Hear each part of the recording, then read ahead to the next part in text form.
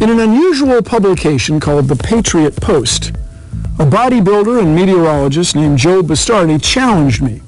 He challenged me to show a connection between carbon dioxide in the atmosphere and the world's temperature, and he challenged me to make a forecast, a prediction.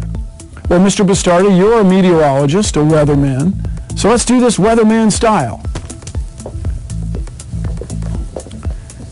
In his article, Mr. Bastardi presents this graph. It shows the world's temperature and the world's carbon dioxide over the last 4.5 billion years. These curves have to be based on computer models. The world's continents were not where they are today. There were no living things producing oxygen, and the sun's brightness was different than it is now.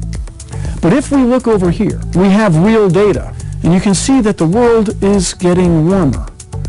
These 5 curves were produced by 5 independent organizations, and they all got the same answer.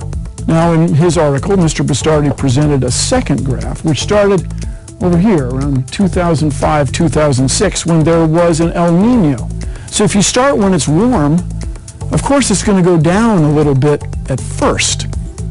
I'm not sure why you would choose to present the graph this way.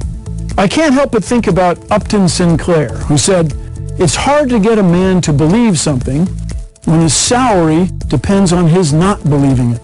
Now, Mr. Bastardi, I cannot help but note that you've spoken at the Coal Trading Conference, Nebraska Propane, and the Gas Forum.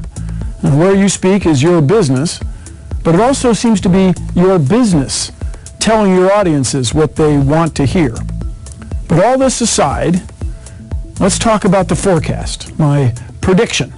So, Mr. Bastardi, I will bet you $10,000. I predict that the year 2016 will be among the top 10 hottest years ever recorded.